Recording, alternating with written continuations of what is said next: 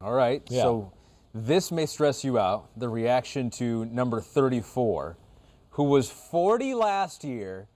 He's moving his way up, ladies and gentlemen. Tua Tagovailoa. Oh, perfect. I don't know if that was close. perfect, but I gave it my best shot. Again, another guy that I've been pitted against as like, oh, I hate Tua. No. Rooting for Tua.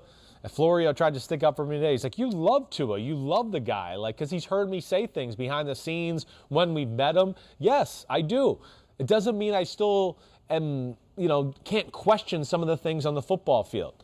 Now Tua, listen, yeah, he rose from last year. He grew as a player. He got to play in the NFL. He did some good things.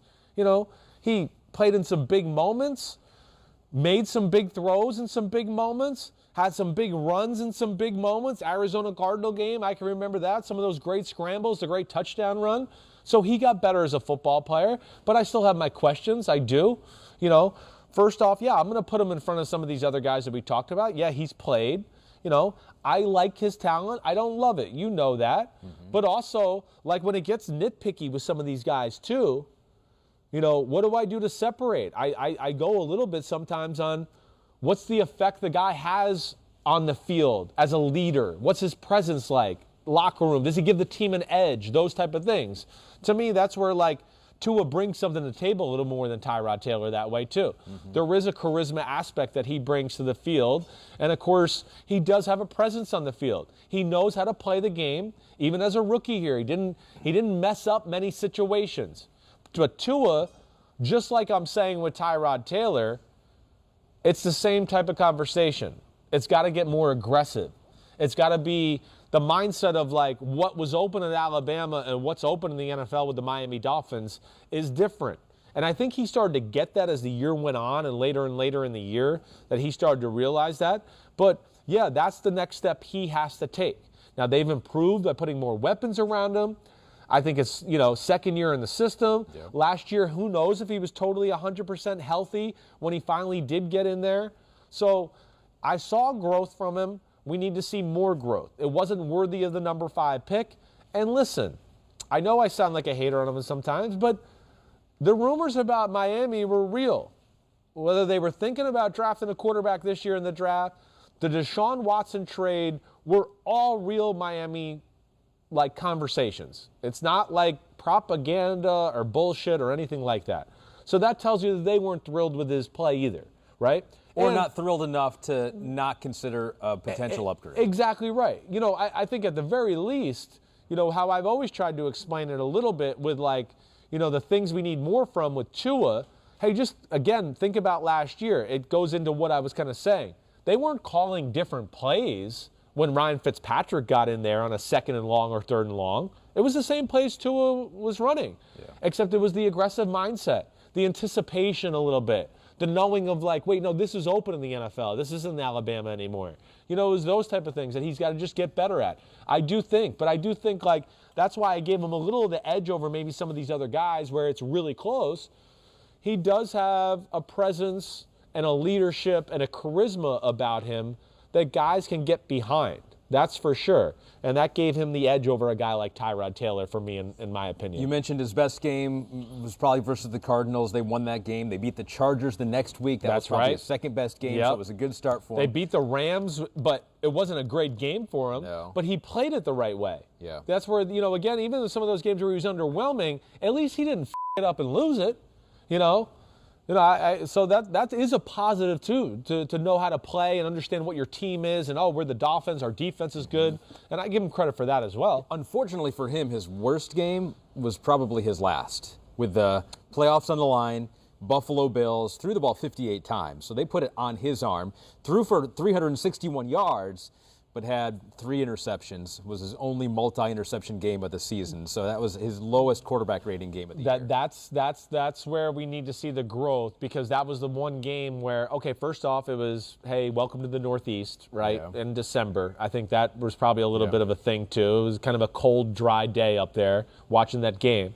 But that was that's where I'm talking about this growth of Tua, open receivers, being more aggressive, all those type of things. Because what happened in that game? Flores and the defense couldn't manage the game. They couldn't stop Josh Allen, right? It was just he was too good. So he was on fire at that point. And they'd have been able to kind of make everybody average on offense while Tua started for the most part. And then they could kind of play, hey, we're going to run the ball and run some boots and play actions with you and kind of manage the game that way. And that was a game where that's why we need Tua to make the next step. Because there is some good offenses in the AFC, of course, and in the AFC East to where you can't expect the Dolphins defense to, shut down Josh Allen to 20 points in a game.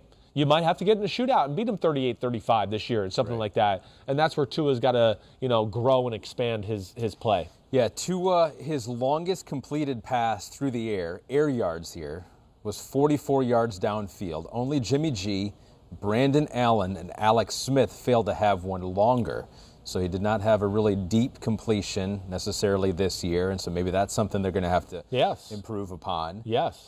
So if, with all they've added this offseason, the Miami Dolphins, they're in their window right now. Maybe a little ahead of schedule than what they thought, but they're in their window. They are. If the offense is not above average this year, do you think it's most likely because Tua underperformed? Yes, I do. I hate to say it or put it that way, but it's a little bit like Daniel Jones on the Giants, right? There's just no excuses this year. It's like, maybe if they get injured and they get, so then maybe, got a few old linemen got hurt. Devontae Parker's hurt again. Maybe Jalen Waddle's ankle was banged up or whatever. Okay, then maybe he'll have that excuse. But just from the basic look of it, as it looks right now, that O-line, Gesicki at tight end, Parker, Preston Williams, and Waddle at receiver. Right. That should lend itself to, not saying it has to be a top 10 offense, but should be certainly more dangerous and more explosive. So here were two things I was searching around on the internet, and USA Today has got Dolphins Wire out there. Yeah. And they wanted to throw a couple stats that give optimism to Tua here. Okay. I want to look at a glass half full. Cool. Unlike you, a Tua hater, Shut who looks up. at glass half Shut your mouth. empty. They looked at two things. Yeah. He had 2 fourth-quarter comebacks. That's right. Versus Arizona and versus the Pats in Week 15. Right. So that's a positive for a rookie quarterback. Sure, it is. I don't have any issues with that. Again, this is part of the reasons why I have him in front of some of those guys. It's just things like that. His leadership, his coolness. He's shown some of that stuff to be able to lead a team and not be overwhelmed in a tight situation. And you mentioned the weapons that he has this year. Yeah. Last year they noted an interesting stat. The Dolphins wide receivers didn't get a whole lot of separation. The Dolphins, according to Next Gen Stats, ranked 28th in the NFL last season with separation from the slot. So their slot receiver was not getting a whole lot of separation. We always know on this show, stats, you can poke holes through anything here. But maybe the weapons last year were not quite as good as maybe it looked on paper. I think that's totally fair. I do. They had some injuries with some of their other wide receivers. Parker was banged up. Parker's really the only guy that can really, really separate on that team last year where you just went, wait, that's kind of a stud guy. Preston Williams is more of a big body guy. Right. Where, he's a guy he's covered, so what? We can still throw to him and do that type of stuff, too. And here's where stats like that can be misleading, too, here, again. And this is not about Tua, but I'm just trying to inform people of, the lack of separation from the receivers can also be because of the quarterback and the team having to call simple, basic plays sometimes where the team's going, I watched film the last 4 games, and they ran this play 30 times, same formation. Oh, it's that play. I'm all over him. It's tight. Yeah, I've seen it 60 times. Oh, it's the bootleg with the guy in the flat. Oh, there's no separation. They've called it 9 times already. Oh, no f***ing shit. No f***ing shit, there's no separation.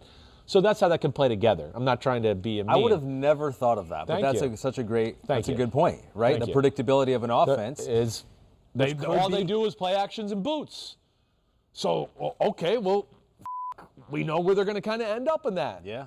Oh, you're playing, a good defense? Oh, the separation isn't great? Well, yeah, you have a formula that you kind of do week in and week out, and that's again where numbers can be a little misleading. Which could be an indictment on the quarterback that he can't handle a complex offense, or an indictment on the coach that he's not calling it. Right. Even with that, even if the quarterback can't handle it, he's not that stupid to where he can't handle little curveballs here. It's their job to make the simpleness still look complex. Right. So, yeah, they could help out in those areas, too. Interesting. Yeah. All right, so that is Tua.